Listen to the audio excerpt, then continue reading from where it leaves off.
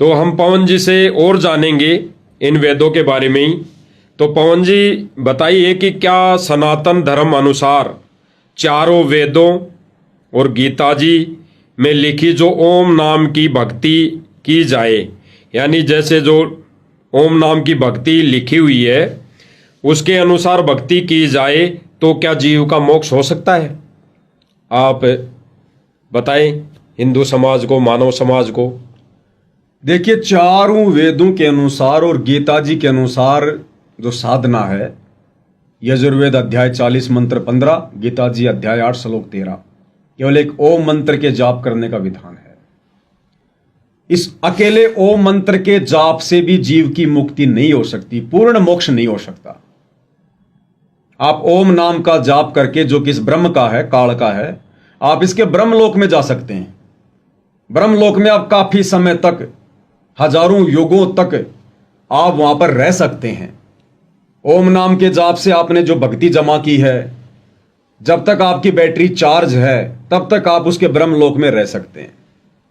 उसके बाद खुद ये ब्रह्म गीता जी अध्याय 8 श्लोक नंबर 16 में कह रहा है कि उस ब्रह्मलोक तक गए साधक भी अपना वो कर्म भोग कर, यानी अपनी भक्ति कमाई को खा पी कर खर्च करके वापस फिर वो जन्म और मृत्यु में आएंगे।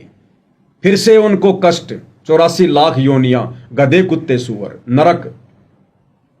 तो एकमात्र ओम नाम की साधना जो कि चारों वेदों में, गीता जी में है, उसको करने से भी जीव की मुक्ति नहीं, जीव का मोक्ष नहीं है।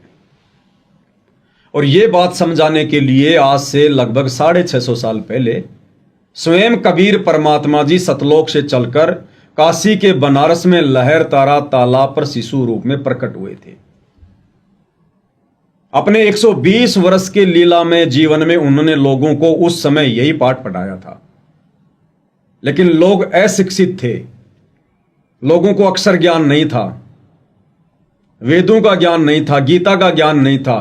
केवल एक ब्राह्मण वर्ग को, धर्म गुरुओं को ही संस्कृत भाषा का ज्ञान था और केवल वही लोग अपने आप को अधिकारी मानते थे धर्मशास्त्रों को पढ़ने का।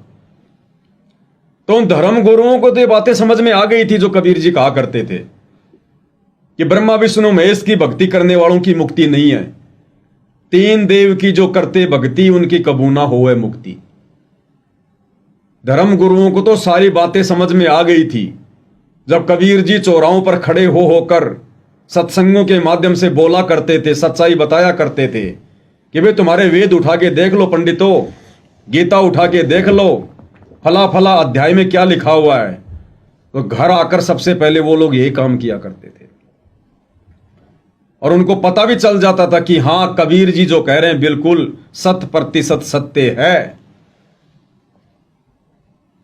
लेकिन रोजी रोटी का चक्कर, मान बढ़ाई और झूठी महिमा का चक्कर, इस चक्कर में उन लोगों ने स्वयं भी कबीर जी को गुरु बनाना स्वीकार नहीं किया, कबीर जी की भक्ति करना स्वीकार नहीं किया। और आम जो समाज था, जो बेचारा पढ़ाई लिखाई से दूर था, अनपढ़ था, अशिक्षित था, उन तक भी कबीर जी के सत्ज्ञान को नहीं पहुंचने दिया और यह कहकर कबीर जी को रिजेक्ट करते रहे कि कबीर तो अनपढ़ है, जुलाहा है, ये क्या जाने इन धर्मशास्त्रों में क्या लिखा है।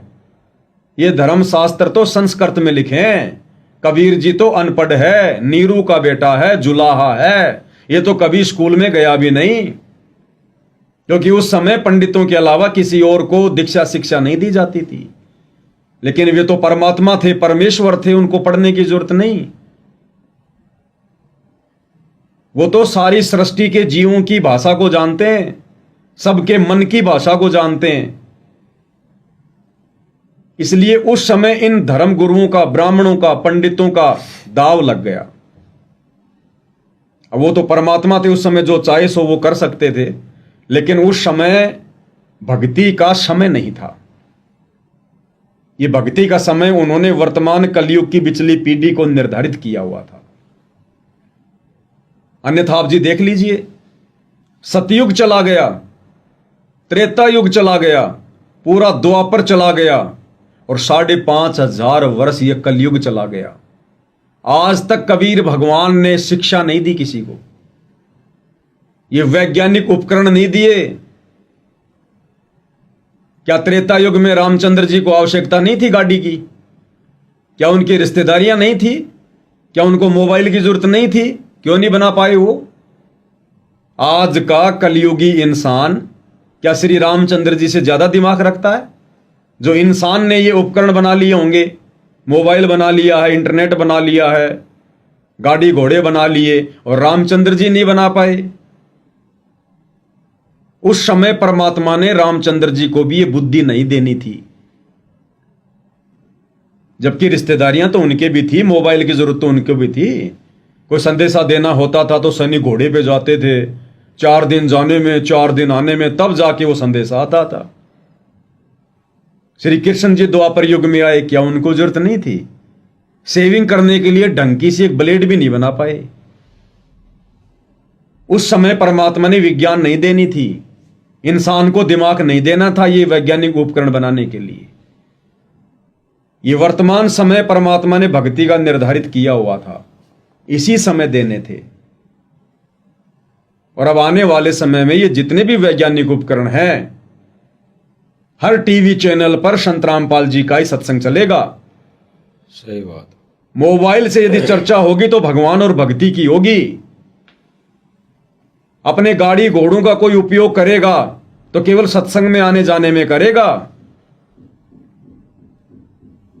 वर्तमान में थोड़ा इनका दुरुपयोग हो रहा है, क्योंकि अभी परमेश्वर रामपाल जी का ज्ञान धीरे धीरे धीरे धीरे शिखर में जा रहा है। 2028 युग परिवर्तन का समय निर्धारित है। दुनिया के पास मुट्ठी भर भी समय नहीं है। 2025 खत्म होने वाली है। 26, 27, 28 3 वर्ष युग परिवर्तन का दौर है। दुनिया में हाहाकार मचेगी। हर प्रकार से दुनिया प्राकृतिक आपदाओं से घिरेगी।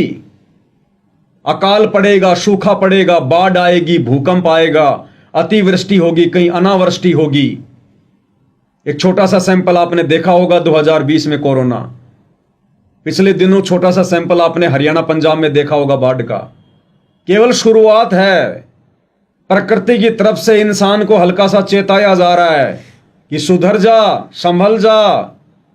सारी सृष्टि का मालिक, राम का भी राम, सतगुरु रामपाल धरती पर आया हुआ है। सत्संग सुन, प्रवचन सुन, निष्पक्ष भाव से विचार कर। तू क्यों जन्म लिया तूने? क्यों तू मर रहा है? तेरी आंखों के सामने बेटा मर जाता है, बेटी मर जाती है, दामाद मर जाता है, तेरा घर परिवार बाढ़ में, भूकंप में बर्बाद हो जाता है, तेरे हाथ से तेरी संपत्ति निकल जाती है। 1 सेकंड का तेरा भरोसा नहीं कब तू एक्सीडेंट में मर जाए। तू किस बात पे फूला फूला फिर रहा है नादान प्राणी? काहे का अहंकार, काहे का घमंड? ये संपत्ति 1 सेकंड में तेरे से छिन जाएगी। तू कहीं गधा बन के घूम रहा होगा, संपत्ति पे लोग ऐश कर रहे होंगे। तू रावण से बड़ा संपत्तिवान नहीं हो सकता, जिसकी 48 किलोमीटर ऊंची श्रीलंका, उसका महल सोने का था। आज तो लोग विश्वास भी नहीं करेंगे। विश्वास जब होगा जब सतगुरु रामपाल जी की शरण में आएंगे। वो सोने की लंका में से सोने की सुई के नोक जितनी भी सामग्री नहीं ले जा सका। नादान प्राणी, तू क्या ले जाएगा? तेरे पास है क्या? 1 लाख पूत 1.25 लाख नाती, उस रावण के आज दीवाना बाती। 1 लाख उसके बेटे थे, 1.25 लाख उसके रिश्तेदार थे, एक से एक बलशाली। कुंभकर्ण जैसा भाई था उसका, मेघनाथ जैसे, इंद्रजीत जैसे उसके बेटे थे बलशाली। आज उस रावण के घर में कोई दीपक जलाने वाला भी शेष नहीं है। पूरे खानदान का सत्यानाश हो चुका है, जिसके 1 लाख संतान थी। आज 1-2 बेटा बेटी प्राप्त करके बेटा कोई छोटा मोटा आईएएस अधिकारी बन गया, कोई टीचर बन गया, कोई इंजीनियर बन गया, आदमी कांख फुलाता फिरता है। अरे रावण का बेटा इंद्रजीत अपनी सिद्धि शक्ति से सेना सहित उड़ान भर के देवताओं पर आक्रमण कर दिया। 33 करोड़ देवी देवताओं को उसने जो है वो बंधक बना लिया। देवताओं के राजा इंद्र को उसने बंधक बनाया, छुड़ाकर भाग गया जंगलों में। और इंद्र की बेटी सुलोचना के साथ में शादी करके नीचे ले आया। रावण का बेटा तो इतना महान था, आपका बेटा तो छोटा मोटा कोई तहसीलदार होगा, आईपीएस होगा, आईएएस होगा, प्रधानमंत्री होगा देश का, इससे बड़ा तो नहीं। आज उस रावण के घर में कोई दीपक जलाने वाला शेष नहीं है। भक्ति तो रावण भी करता था, 10 बार अपना शीश काट के अपने इष्ट शंकर जी के चरणों में चढ़ा दिया। क्या दिया शंकर जी ने? 10 शीश वापस दे दिए, लेकिन उसको 84 लाख योनियों में जाने से नहीं बचा पाया, क्योंकि शंकर जी स्वयं 84 लाख योनियों में जाते हैं।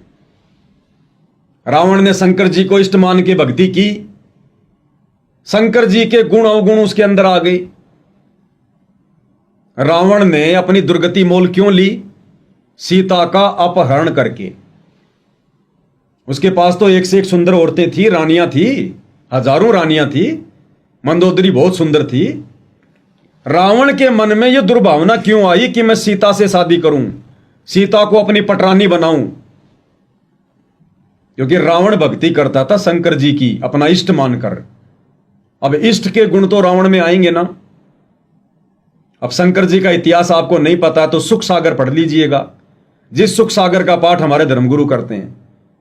सुख सागर का 8वां और 12वां अध्याय आप पढ़िएगा। श्री शंकर जी 88,000 वर्ष तक तपस्या करके आए कामदेव को नष्ट करने के लिए, और उन्होंने मान लिया कि मैंने विषय वासनाओं को नष्ट कर लिया, मैंने कामदेव पर विजय प्राप्त कर ली, अब मुझे स्त्री का संग नहीं चाहिए, मेरे ऊपर काम वासना का कोई प्रभाव नहीं हो सकता।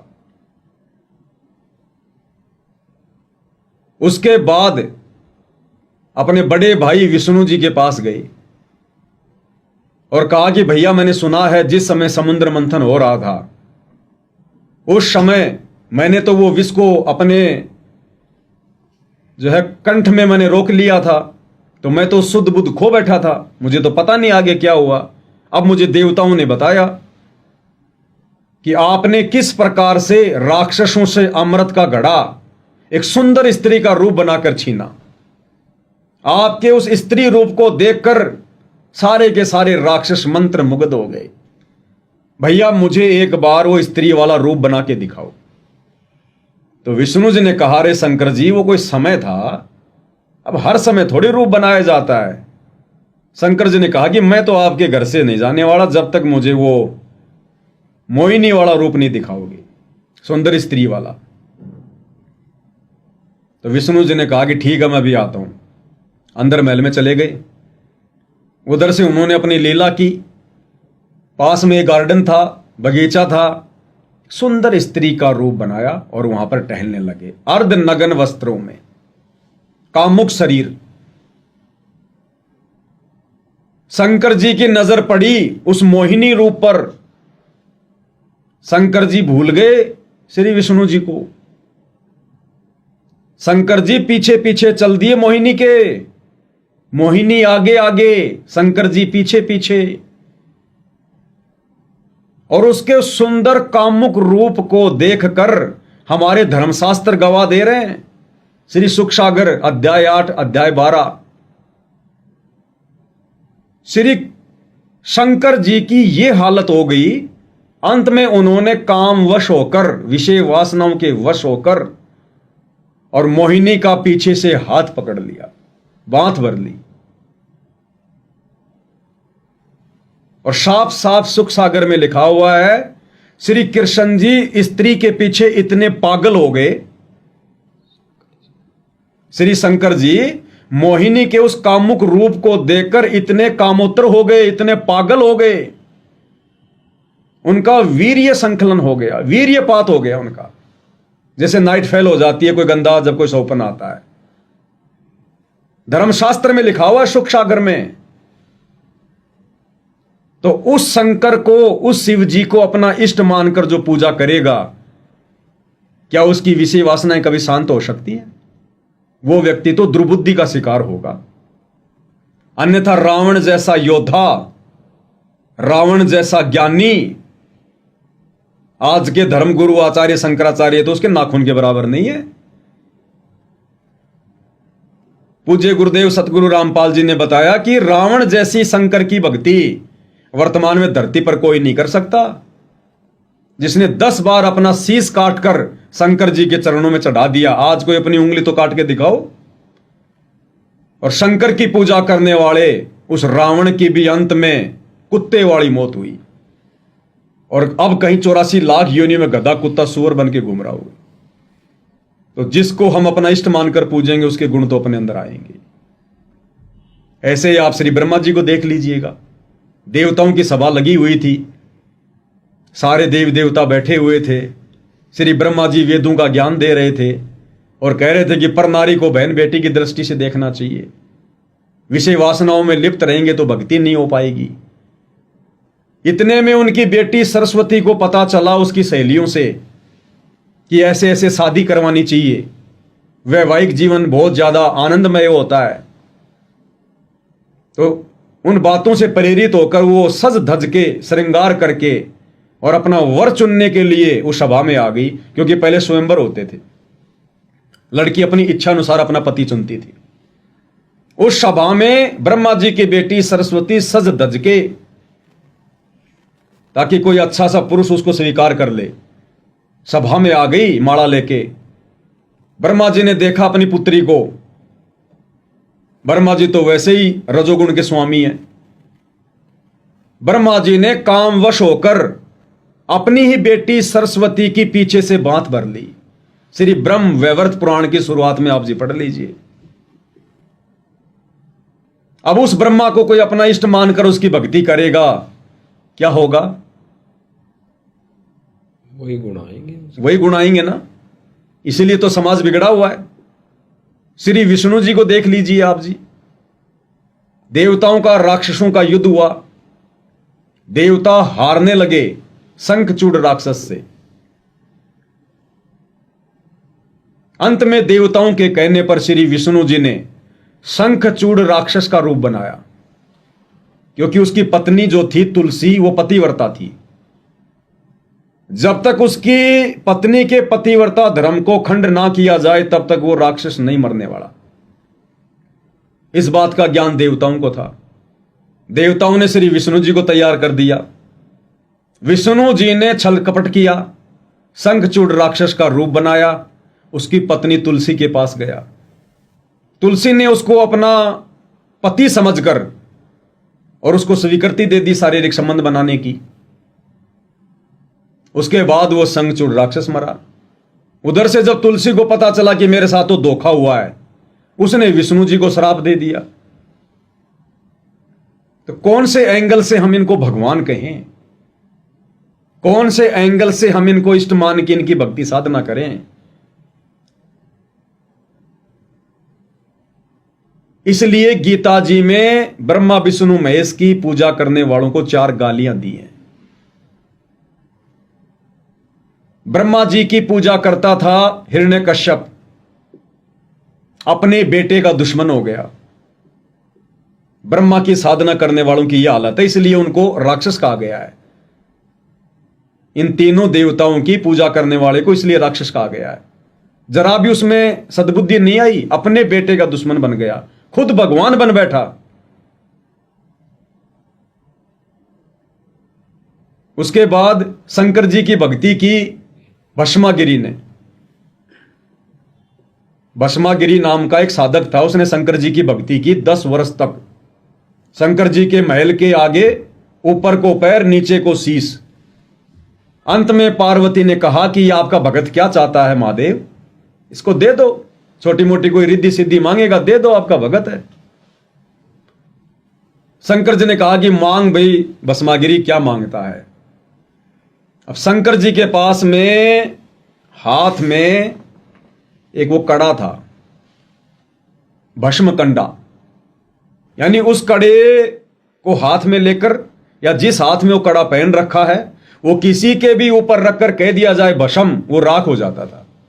तो भस्मागिरी को इस बात का ज्ञान था। 10 वर्ष तक या 10,000 वर्ष तक ऐसा कुछ बताया गया है, उसने शंकर जी की साधना की। अंत में शंकर जी ने कहा कि मांग क्या मांगता है। भस्मागिरी ने कहा कि भगवान वचन भरो, वचन भर लिए। कहा कि मुझे आपका ये भस्म कंडा दे दो। शंकर जी ने सोचा कि भगत आदमी है, जंगल में रहता है, हिंसक जानवरों से बचाव के लिए मांग रहा होगा। दे दिया निकाल के। जैसे ही निकाल के दिया, भस्मागिरी के हाथ में आया, तुरंत उसने रंग बदल दिया, हंसने लगा और कहा कि तुझे पता ये साधना में क्यों कर रहा था? भस्म कंडे के लिए। शंकर, तुझे मारूंगा, भस्म करूंगा और पार्वती को अपनी पत्नी बनाऊंगा। तो इन तीनों देवी देवताओं के, इन तीनों देवों के पुजारियों की ये हालत है, ये हालत है। विष्णु जी की साधना करने वाले पूज्य गुरुदेव जी ने बताया, एक बार हरिद्वार में कुंभ का मेला लगा हुआ था। 25,000 विष्णु जी के उपासक आपस में लड़ झगड़ के मर गए प्रथम स्नान को लेकर। इसलिए गीता जी ने ब्रह्मा विष्णु महेश तक की पूजा करने वालों को राक्षस स्वभाव धारण किए हुए मनुष्य में नीच, मूढ़, दूषित कर्म करने वाला बताया है। क्योंकि रावण से बड़ा शंकर का कोई साधक नहीं हो सकता, भस्मागिरी से बड़ा शंकर का कोई साधक नहीं हो सकता, हिरण्यकश्यप से बड़ा श्री ब्रह्मा जी का कोई साधक नहीं हो सकता। जब इन लोगों के अंदर सद्गुण नहीं आए, अवगुण ही अवगुण भरे रहे, तो आम जन तो क्या भक्ति करता होगा। और देख लो आज क्या हालत हो रही है वर्तमान में। इसलिए वेदों के अनुसार और गीता के अनुसार भक्ति साधना करने वाले, ओम नाम का जाप करने वाले, इनकी भी पूर्ण मुक्ति नहीं है। क्योंकि चारों वेदों में और गीता जी में भी भक्ति का कंप्लीट ज्ञान नहीं है। इसलिए स्वयं वो कबीर परमात्मा धरती पर आते हैं, 5वां वेद सूक्ष्म वेद लेकर। 650 साल पहले कबीर जी आए, 5वें वेद सूक्ष्म वेद का ज्ञान दिया और धर्मदास जी के माध्यम से कबीर सागर को लिखवा कर चले गए। कबीर सागर 5वां वेद है, चारों वेदों का बाप है, सूक्ष्म वेद। लेकिन दुनिया 4 वेदों को नहीं समझ पाई, सूक्ष्म वेद को कहां से समझ पाती।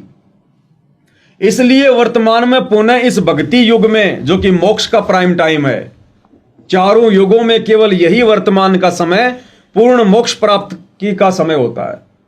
इस समय वही कबीर परमात्मा संत रामपाल जी के रूप में पुनः धरती पर प्रकट हुए हैं। इसलिए जो भक्ति साधना वर्तमान में संत रामपाल जी बता रहे हैं, अपने साधकों को दे रहे हैं, जो लाभ आपको इस भक्ति साधना से मिलेंगे, जो आपकी आपत्तियां इस भक्ति साधना से टलेंगी, संसार की किसी भक्ति साधना से नहीं टल सकती।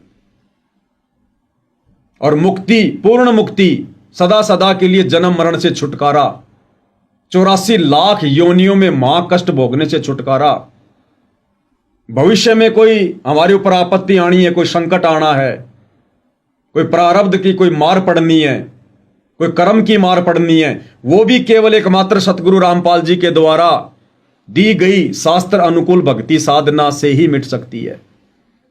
दूसरा धरती पर कोई तरीका नहीं है, चाहे एडी से चोटी तक का जोर लगा लो।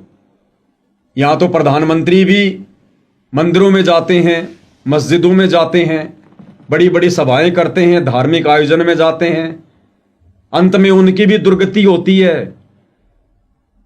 भारत देश का इतिहास उठा के देख लो, विश्व का इतिहास उठा के देख लो, जितने भी मंत्री प्रधानमंत्री हैं सबकी अकाल मौत हुई है, कोई बीमारी से, कोई एक्सीडेंट से। जितने भी बड़े बड़े आपके बॉलीवुड के दिग्गज नेता अभिनेता, सबकी बीमारियों से, कैंसर से लीलावती हॉस्पिटल में सड़ सड़ के या फिर एक्सीडेंट में अकाल मौत हुई है। जितनी भी बड़ी बड़ी सेलिब्रिटी हस्तियां, सबकी अकाल मौत, दुर्गति से मौत है। जितने भी सनातनी संत हुए हैं, सबकी दुर्गति से मौत है। स्वयं रामचंद्र जी ने आत्महत्या की सरयू नदी में छलांग मार के, श्री कृष्ण जी के पैर में जहरीला तीर लगा, बाकी औरों की क्या विषाद। लेकिन वर्तमान में जो भक्ति साधना स्वयं कबीर भगवान सतगुरु रामपाल जी आकर दे रहे हैं, इस भक्ति साधना से अकाल मौत टलेगी। भाग्य में होगी तो भी इनकी भक्ति साधना से टलेगी। सारी सृष्टि का लेखा जोखा रखने वाले यही परमात्मा है। लेकिन इतनी आसानी से ये बात, ये हमारा मन आत्मा को स्वीकार नहीं करने देगा। मन में तरह तरह की शंकाएं पैदा करेगा कि संत रामपाल जी कब से भगवान हो गया, ये कब से परमात्मा हो गया, खुद तो जेल में बैठा हुआ है, ये कैसे भगवान हो गया, खुद को तो बाहर निकाल ले। बहुत सारी बातें मन के अंदर पैदा होंगी, लेकिन उन लोगों को यह विचार करना चाहिए इस गंदे लोक में आकर, और आप और हम जैसे गंदगी में सने हुए इंसानों को समझाने के लिए भगवान ने एक मनुष्य की तरह लीला करनी पड़ती है। लेकिन अंत में यह परमेश्वर आप और हम इंसानों की तरह दुर्गति से नहीं मरता, ये अपनी विशेष लीला करके जाता है। जैसे कबीर जी 650 साल पहले आए, कमल के फूल पर प्रकट हुए, किसी मां से जन्म नहीं, और अंत में मगहर से सह शरीर गए, अपने सतलोक को गए। सिकंदर लोदी ने उनके साथ में 52 प्रकार की बदमाशियां की। सिकंदर लोदी का धार्मिक गुरु शेख तकी, उसने 52 प्रकार की बदमाशियां की, यातनाएं दी कबीर जी को मारने के लिए। कभी गहरे कुएं में डाल दिया, ऊपर से मिट्टी डाल दी, पूरा कुआं भर दिया। घर आए तो देखा कबीर जी बाहर बैठे हुए हैं। मोटे मोटे पत्थर जंजीरों से बांधकर शरीर से उनको गंगा नदी के बीच में डुबो दिया। वापस गंगा नदी के किनारे आए, मुड़कर देखा तो कबीर जी जल के ऊपर बैठे हुए हैं। उनके नाम की झूठी भंडारे की चिट्ठियां डालकर 18 लाख लोगों को काशी में इकट्ठा कर दिया। और जो उन्होंने देखा कि कबीर जी ने तो 56 प्रकार के आइटमों के साथ में भंडारा शुरू कर रखा है, खूनी हाथी के आगे उनको डाल दिया गया मरवाने के लिए। हाथी लीद करके भाग रहा है। इस प्रकार की 52 बदमाशियां शेख तकी ने की उनको मरवाने की। उस समर्थ का बाल बाका नहीं कर पाए। वही कबीर 8 सितंबर 1951 से भारत की धरती पर संत रामपाल जी के रूप में प्रकट हैं। लोगों ने कमी नहीं छोड़ी। 2006 का करोथा कांड, बाल भी बाका नहीं हुआ। 2014 का बरवाला कांड, लोगों की मनसा थी जान से मरवा दें, बाल भी बाका नहीं हुआ। और आज हिसार जेल में बैठे बैठे भी उनका ज्ञान शिखर पर है। उनके भक्तों के सामने देश के चारों शंकराचार्य एक साथ मिलकर भी ज्ञान चर्चा में बाजी नहीं मार सकते, मुंह की खानी पड़ेगी। जो सुख संत रामपाल जी के भगत प्राप्त कर रहे हैं, सबसे बड़ा सुख है मानसिक सुख, आत्मिक सुख। बाकी माया तो यह परमात्मा उतनी देगा जितनी भगत को आवश्यक है, क्योंकि हमारा मोक्ष भी तो करना है। यहां माया में उलझा के नहीं रखना। तो जो आत्मिक सुख, जो शारीरिक सुख, जो मानसिक सुख, जो आध्यात्मिक सुख आज वर्तमान में इस धरती पर सतगुरु रामपाल जी के भक्तों को है, ब्रह्मा विष्णु महेश के भक्तों को भी नहीं है। ब्रह्मा विष्णु महेश खुद दुखी, 33 करोड़ देवी देवता खुद दुखी, साधक कहां से सुखी हो जाएंगे। तो चारों वेदों में वो साधना नहीं है जिससे मोक्ष हो जाए, मुक्ति हो जाए। चारों वेदों से ऊपर जो 5वां वेद है, सूक्ष्म वेद, कबीर सागर, आज वो भक्ति स्वयं धरती पर सतगुरु रामपाल जी लेकर आए। इस भक्ति को अपनाए बिना, सतगुरु रामपाल जी को अपना गुरु धारण किए बिना, आने वाले समय में 2 से 3 वर्षों में जो युग परिवर्तन का समय निर्धारित है, सन 2028, इस देश की प्रजा से लेकर राजा तक, विश्व की प्रजा से लेकर राजा तक महा दुख झेलने पड़ेंगे। राजाओं का राज जाएगा, धनवानों की संपत्ति जाएगी, परिवार कष्टों में होगा, बचाव का धरती पर कोई रास्ता नहीं होगा। ब्रह्मा विष्णु महेश काम नहीं आएंगे, देवी देवता सामने नहीं आएंगे। ये छोटा सा नमूना परमात्मा ने 2020 में दिखा दिया, अगर कोई आंखें खोल सके तो। 2020 में कोरोना आया, लॉकडाउन लगा, हाहाकार मचा,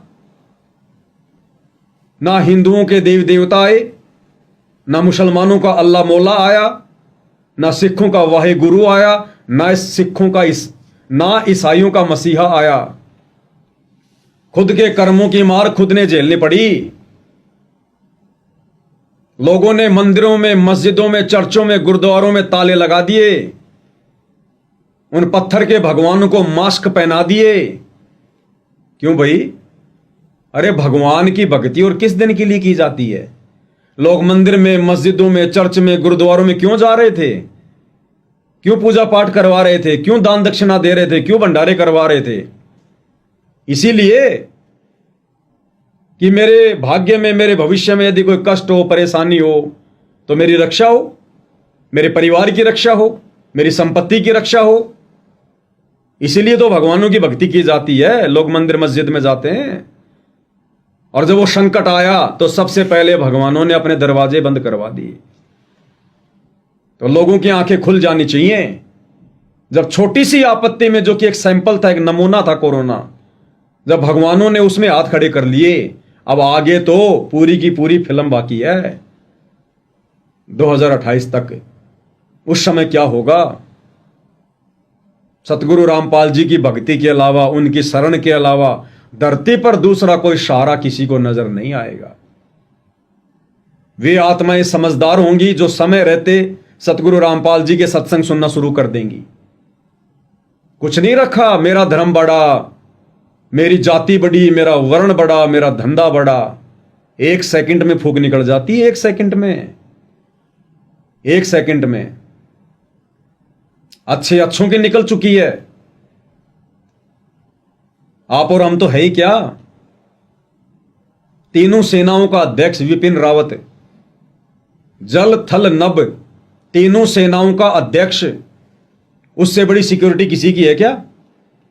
प्रधानमंत्री की भी नहीं है। और कहां जाकर उसकी अकाल मौत हुई? साउथ इंडिया के जंगलों में हेलीकॉप्टर दुर्घटनाग्रस्त हुआ। पानी पानी करता मर गया, कोई पानी भी पिलाने वाला नहीं मिला। ऐसी दुर्गति से मृत्यु हुई तीनों सेनाओं के अध्यक्ष की। आमजन की क्या औकात है? मंदिर में वो भी जाता था, धार्मिक आदमी वो भी था, भक्ति वो भी करता था, किसी ने किसी को अपना इष्ट उन्होंने भी बना रखा था। क्यों काम नहीं आया? अरे आमजन तो उससे ज्यादा धर्म नहीं कर सकता, दान दक्षिणा नहीं दे सकता, उसके जितना जल्दी जल्दी धार्मिक आयोजनों में नहीं जा सकता। आम आदमी को तो सोचना पड़ता है। वो तो तीनों सेनाओं का अध्यक्ष था, कई लाखों में उसकी तनख्वाह होगी, 24 घंटे सिक्योरिटी, हेलीकॉप्टर, विमान सदा उसकी सेवा में। वो तो सेकंडों में पहुंच जाता था किसी भी मंदिर में, किसी भी आयोजन में। उसकी रक्षा क्यों नहीं हो पाई? क्योंकि वो भक्ति शास्त्रों के अनुसार नहीं, वो सनातनी भक्ति नहीं कर रहा था, वो वेदों के अनुसार भक्ति नहीं कर रहा था, उसने सच्चा गुरु धारण नहीं कर रखा था, जिस कारण से वो साधना करते करते भी दुर्गति से मृत्यु हुई। अब सतगुरु रामपाल जी जो भक्ति साधना लेकर आए हैं वो आदि सनातनी भक्ति है। यानी सनातन तो आपको बता दिया, जो चारों वेदों के अनुसार भक्ति साधना है उसको कहते हैं सनातन भक्ति, सनातन धर्म। और इससे ऊपर है आदि सनातन। तो सनातन धर्म से, सनातन भक्ति से मोक्ष नहीं होगा। जो कर्म की मार है वो आप नहीं काट सकते। भाग्य में मृत्यु है तो मरोगे। सनातन धर्म में सनातन भक्ति करते करते, चारों वेदों अनुसार भक्ति करते करते आपकी आंखों के सामने बेटा बेटी मरने हैं तो मरेंगे। ब्रह्मा विष्णु महेश नहीं बचा पाएंगे। श्री कृष्ण जी के सामने उसका पूरा खानदान नष्ट हो गया दुर्वासा ऋषि के श्राप के कारण। वो खुद अपने बच्चों को नहीं बचा पाए, अपनी स्त्रियों को नहीं बचा पाए, और खुद के भी अंत में दुर्गति से मृत्यु हुई। बालिया नाम के शिकारी ने पैर में जहरीला तीर मारा, हाय हाय करके श्री कृष्ण जी की मृत्यु हुई। तो श्री विष्णु जी खुद को नहीं बचा पाए, जिनको हम अपने सनातनी देवता कहते हैं। तो सनातनी पूजा करने से, इनकी भक्ति करने से हमारे भाग्य में जो लेख लिखे हुए हैं वो कैसे मिट सकते हैं? उसके लिए हमें आदि सनातन धर्म से जुड़ना पड़ेगा। आदि सनातन धर्म जो कि परमात्मा का पंथ है, कबीर परमेश्वर जी का पंथ है, आदि सनातन पंथ, जो 5वें वेद सूक्ष्म वेद पर आधारित है। वो भक्ति साधना आज पूरी पृथ्वी पर ही नहीं, तीनों लोकों में यदि वर्तमान में वो आदि सनातन धर्म वाली साधना है तो केवल सतगुरु रामपाल जी के पास है। तो विनाशकारी समय बहुत निकट है, बहुत नजदीक है। फिर सब कुछ हाथ से निकल जाएगा। हाथ मलने के लिए हाथ भी नहीं बच पाएंगे। ये आने वाले 3 समय इतने विनाशकारी हैं। हर प्रकार से प्राकृतिक आपदाएं आएंगी, युद्ध होंगे, महायुद्ध होंगे, गृह युद्ध होंगे। आने वाले कुछ ही महीनों में आप देखेंगे हिंदुस्तान में जगह जगह आपातकाल लगेगा, आर्मी शासन लगेगा। भविष्यवाणियां पहले हो चुकी हैं।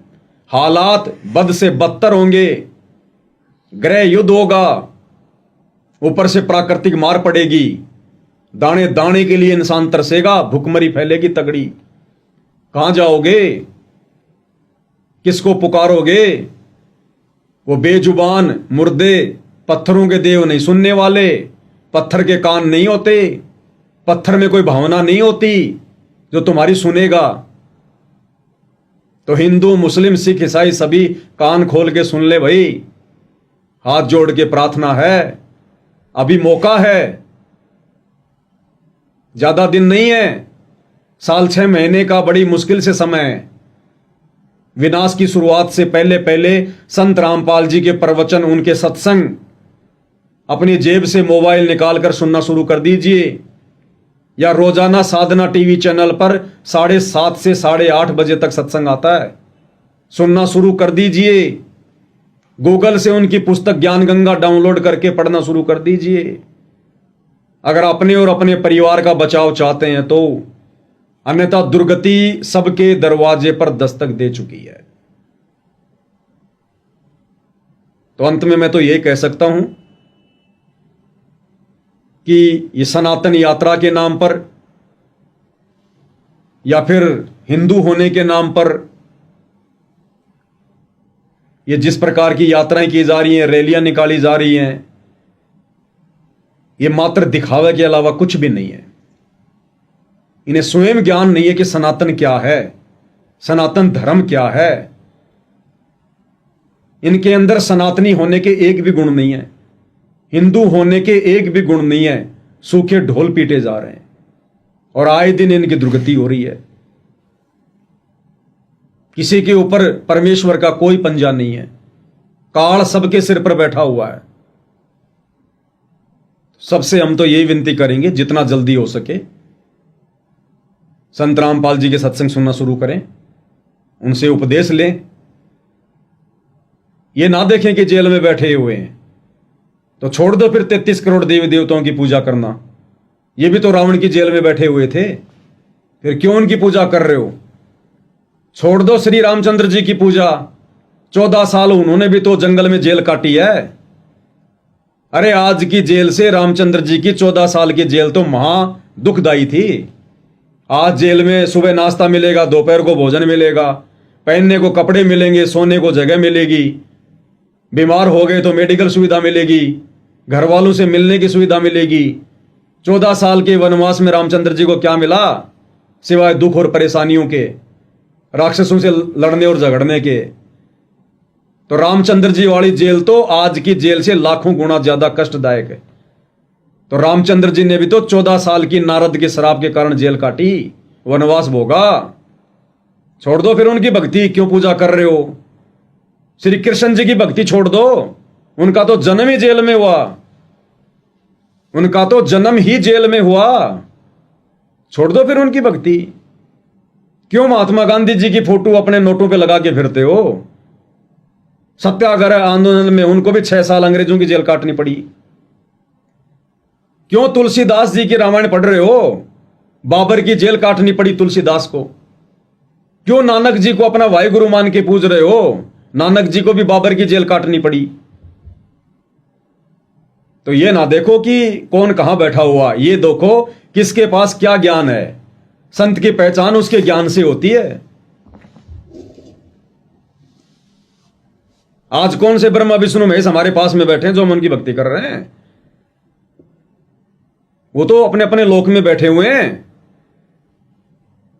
जब वहां से वो आपको लाभ दे सकते हैं तो संत रामपाल जी तो 200, 400, 500 किलोमीटर दूरी बैठे हैं। इनका लाभ तो बहुत जल्दी आएगा हमारे पास में।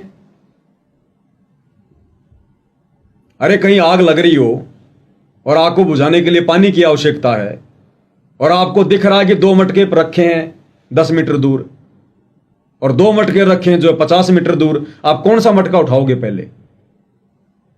आस वाला ही उठाएंगे। तो संत रामपाल जी तो बहुत नजदीक हैं। जहां आपके ब्रह्मा विष्णु महेश जी बैठे हैं वो तो लाखों करोड़ों किलोमीटर हैं। अरे वो तुम्हारी सुनेंगे, सुन के विचार करेंगे, नीचे आएंगे, उससे पहले तो संत रामपाल जी तुम्हारी 50 बार मदद कर देंगे। तो लोगों को थोड़ा विचार करना चाहिए, शांति से, धैर्य से।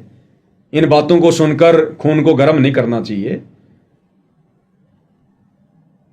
हमारे को परमात्मा ने मनुष्य शरीर दिया है, बुद्धि दी है, अपने आत्म कल्याण की सोचो। ना सदा ये हिंदू धर्म रहेगा, ना मुसलमान धर्म रहेगा, ना सिख धर्म रहेगा, ना ईसाई धर्म रहेगा। परिवर्तन यहां का नियम है। आज कोई कहता है मैं कट्टर हिंदू हूं, कल को मृत्यु होने के बाद वो मुसलमान के घर में भी जन्म ले लेगा। कल को मृत्यु होने के बाद वो कट्टर हिंदू मुसलमान के घर में जन्म लेगा, अब वो कट्टर मुस्लिम हो जाएगा। पहले मुसलमान धर्म का विरोधी था, अब हिंदू धर्म का विरोधी हो जाएगा। आज कोई कट्टर मुसलमान है, मृत्यु के बाद हिंदू के घर में जन्म लेगा, कल को वो कट्टर हिंदू हो जाएगा। तो इस काल ने हमारे को इस कदर यहां पर धर्म और जातियों में उलझा रखा है। इस षड्यंत्र से बाहर निकलने का एक ही तरीका है, पहले संत रामपाल जी के सत्संग सुनो, सृष्टि रचना सुनो। सृष्टि रचना को समझे बिना, सुने बिना आप इस काल के षड्यंत्र से परिचित नहीं हो सकते। आप ऐसे धर्म और जातियों में बटे रहेंगे, एक दूसरे के दुश्मन बने रहेंगे और आपकी दुश्मनी के ऊपर राजनेता अपनी रोटियां सेकते रहेंगे और अंत में ऐसे दुर्गति से फिर किसी सड़क एक्सीडेंट में, हॉस्पिटल में, बीमारी में या लड़ाई झगड़े में ऐसे दुर्गति को प्राप्त हो जाएंगे। अगले जन्म में गधे कुत्ते सुअर बनकर फिर वहीं घूमेंगे। फिर पहनने को कोई कपड़ा भी नहीं देगा, खाने को 2 टूक भी टाइम पे नहीं मिलेंगे। जो अपने आप को कहते हैं मैं कट्टर हिंदू, मैं कट्टर मुसलमान, तो वही मनुष्य जन्म वैर और शत्रुता पैदा करने के लिए नहीं मिला, परमात्मा की पहचान करके, भक्ति करके, आत्म कल्याण के लिए मिला है। तो सभी भाइयों से मेरी तो यही विनती है, सनातन का झंडा उठाने से पहले सनातन को जान लो, पहले खुद सनातनी बनो, उसके बाद में फिर लोगों को उपदेश देने की सोचो। तो मेरा तो आम समाज से यही निवेदन है, विनती है। बाकी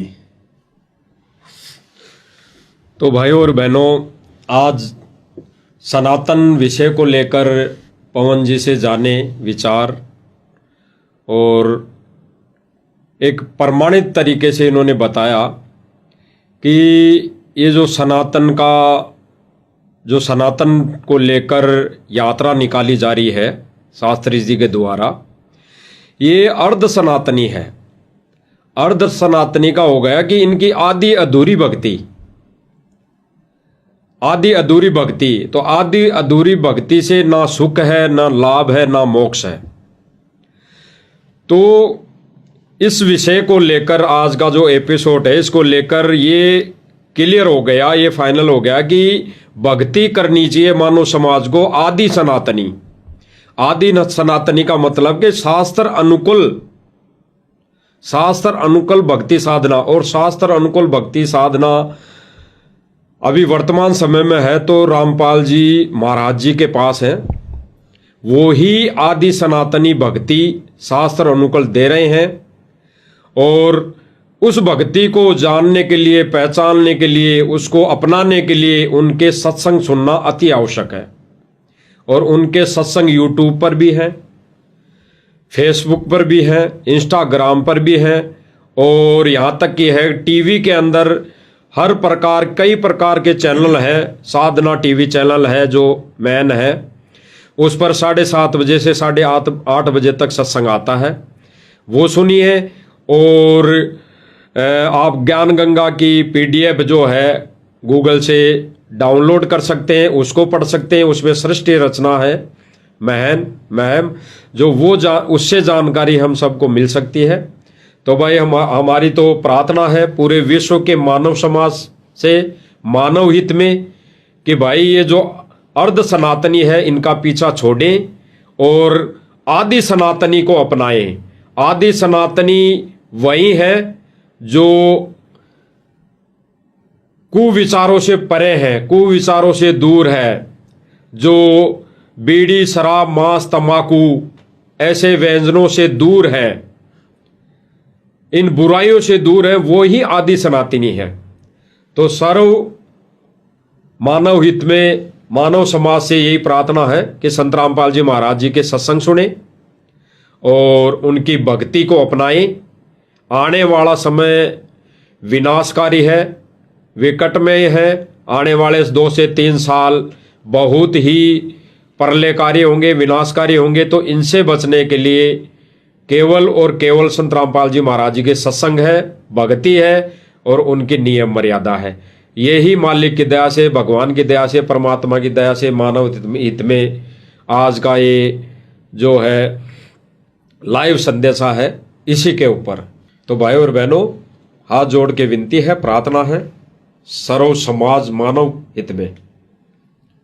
तो इसी के साथ आज का लाइव वीडियो समाप्त करते हैं। परमेश्वर फिर से दया करेंगे, फिर से आप भाई बहनों की सेवा में हाजिर होंगे। तब तक के लिए बंदी छोड़ सतगुरु रामपाल जी भगवान की जय हो।